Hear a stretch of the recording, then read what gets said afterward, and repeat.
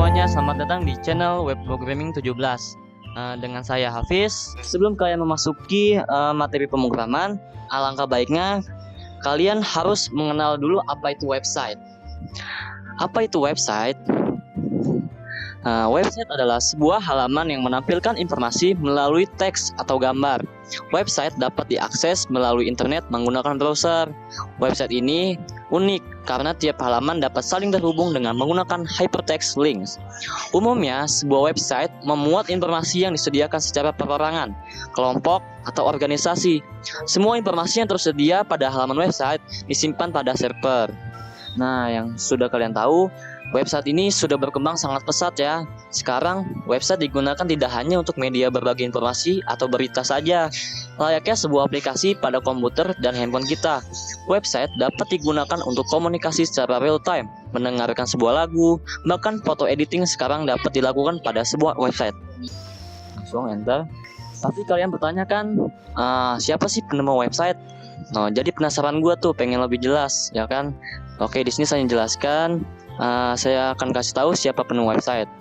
Website sendiri merupakan teknologi yang sudah ada sejak 30 tahun silam. Tim Berners-Lee, seorang ilmuwan Inggris, menemui World Wide Web atau WWW pada tahun 1989 ketika ia bekerja di CERN, Council Européen pour la Recherche Nucléaire. Sorry ya, nggak bisa terlalu bahasa Inggris nih gue nih ya. Ya udah, lanjut ya. Web awalnya dibuat dan dikembangkan untuk memenuhi permintaan dalam berbagi informasi secara otomatis antar ilmuwan di universitas dan lembaga di seluruh dunia. Web pertama di CERN dikasihkan sebagai web pertama di dunia. Selain itu, pada tahun 2013, CERN merilis a project to restore this first ever website. Itu link website tuh ya, untuk mengabadikan website pertama di dunia. Thank you Sun, thank you Tim Berners-Lee. Nah, ini adalah Tim Berners-Lee nih. Dia tidak berjasa di dalam membuat website saja. Dia juga sudah membuat HTTP, HTML, web browser, web server, dan web page. Ini adalah web pertama Tim Berners-Lee. Masih tampilannya masih ini kan, masih struktur HTML aja kan, belum ada CSS-nya, belum ada style-style-nya, masih strukturnya nih. Oke, kita lanjut. Nah, sekarang kita bahas web browser. Web browser merupakan sebuah program yang dirancang untuk menjelajah, mengambil, dan menyajikan berbagai konten dari berbagai sumber yang ada di suatu web yang dapat dicari di internet.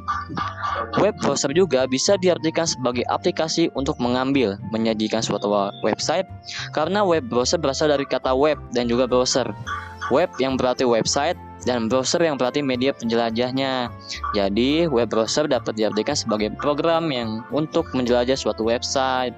Nah, di sini berarti kalian tahu kan apa itu web browser. Jadi, web browser itu adalah suatu aplikasi untuk mengakses alamat tertentu yang ada di website. Ini gunanya web browser. Nah, web browser itu kita bisa dapat mengambil dan menyajikan berbagai konten yang dimuat di website seperti video, foto, teks, audio, dan lainnya, sehingga web akan ditampilkan secara responsif dan menarik. Ini macam-macam web browser ya, pasti kalian sudah tahu lah semuanya. Ada Google Chrome, Mozilla Firefox, Microsoft Edge, Opera, dan Safari. Oke, kita lanjut ke web server. Informasi pada sebuah website disimpan pada server. Lantas, apa itu server? Nah, pasti kalian banyak yang mengira bahwa server adalah sebuah komputer dengan performa tinggi dan berukuran besar. Nah, hal tersebut tidak salah karena biasanya komputer yang dijadikan server memang harus memiliki performa yang tinggi. Selain untuk menyimpan data, yaitu HTML, CSS, dan JS disimpan di sini, server juga harus melakukan pekerjaan yang cukup berat, yaitu menanggapi, menyediakan, dan mengelola data yang diminta oleh klien.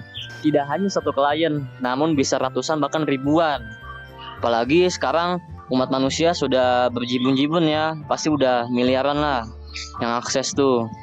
Tetapi pengertian server sebenarnya lebih merujuk pada sebuah software yang dapat menghubungkan sebuah komputer dengan komputer lain.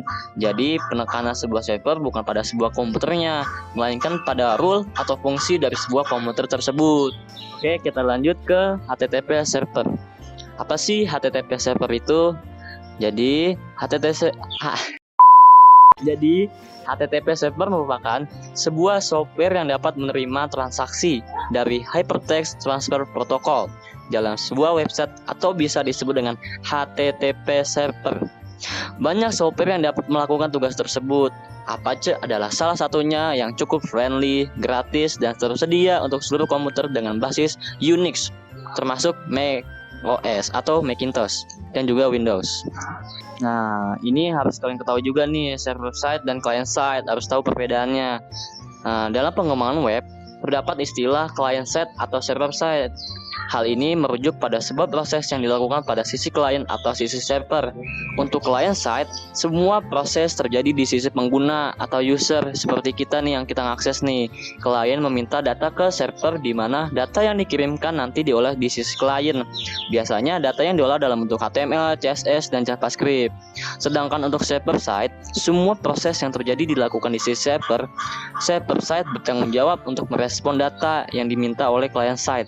Biasanya, server side merupakan tempat di mana terjadinya interaksi pada database, sehingga sisi klien tidak mengetahui prosesnya dan memang tidak boleh tahu. Kalau tahu, nanti bisa diakses, nanti bisa dibobol, kan bahaya gitu kan. Klien hanya diberikan sebuah data hasil olahan dari sisi server. Oke, kita lanjut ke materi selanjutnya. Pasti kalian heran-heran kan, apa ya sih bagian-bagian website tuh? Bagaimana cara bekerjanya? Nah, di sini saya akan menjelaskannya. Anatomi website. Terdapat 3 fondasi penting dalam membuat website. Pertama adalah HTML, Hypertext Markup Language. Salah satu markup language yang digunakan untuk membuat struktur dan menampilkan konten pada World Wide Web atau WWW website. CSS dan JavaScript merupakan fondasi lainnya yang digunakan untuk mempercantik dan menjadikan website lebih dinamis dan interaktif. Nah, di sini ada ilustrasinya nih ya yang bisa kalian lihat. Jadi HTML itu sebagai kerangkanya atau skeletonnya nih. Hanya kerangkanya saja. Nah, ini CSS-nya nih. CSS itu seperti skinnya atau baju-bajunya gitulah, mempercantik penampilan yang tadinya cuma kerangkanya aja dipercantik dengan CSS nih, style-stylenya. Nah, selanjutnya ada JavaScript. JavaScript ini membuat website kita lebih interaktif dan lebih cerdas. Makanya saya menganalogikan JavaScript itu sebagai brain atau otaknya. Oke, paham semuanya? Oke, kita masuk ke materi selanjutnya. Kalian juga pasti penasaran kan bagaimana website bekerja? Nah, oke. Ketika kita mengunjungi website, tentu kita membutuhkan sebuah koneksi internet. Bener bukan? Oke, bener pastinya. Karena website memerlukan sebuah web server hosting yang dapat disimpan di mana saja. Ketika kita menuliskan google.com dan menekan enter pada browser, hal yang pertama dilakukan browser adalah menghubungi domain name system atau DNS-nya untuk mengarahkan ke alamat server. Kemudian, browser mengirimkan sebuah permintaan request agar server mengirimkan salinan dan dari informasi yang nantinya ditampilkan pada klien. Jika request tersebut berhasil, maka server menanggapi respon tersebut, permintaan tersebut, dan memulai mengirimkan salinan yang dibutuhkan secara berangsur.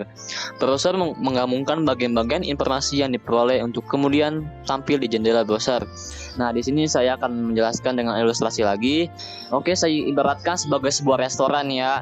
Di klien ini sebagai pelanggannya, server itu sebagai chefnya, dan tanda panah ini sebagai pelayannya ya istilahnya. Nah, jadi pertamanya itu sebagai pelanggan kan kita meminta makanan kan. Nah, pelayan itu melayani pelanggan kita. Nah, kita request makanan dan pelayan ini mengantarkannya ke chef. Nah, chef ini sebagai servernya ya. Nah, setelah udah dibuatkan makanannya, udah jadi. Nah, server itu meminta pelayan untuk mengantarkannya lagi. Nah, respon ke klien atau pelanggannya. Oke. Untuk menampilkan informasi pada jendela, browser menggunakan HTML dan CSS yang dikirimkan dari server. Dengan begitu, informasi dalam bentuk HTML dan CSS lah yang dikirimkan server untuk klien atau browser. Beberapa halaman website juga membutuhkan informasi ekstra seperti berkas gambar, suara, atau video. Tetapi berkas tersebut sebenarnya hanya ditanamkan atau embed pada HTML. Dan beberapa halaman website sebenarnya juga membutuhkan JavaScript untuk merender HTML atau CSS agar dapat menampilkan informasi secara dinamis. Oke, terima kasih. Saya Hafiz pamit. Sampai bertemu lagi di next video.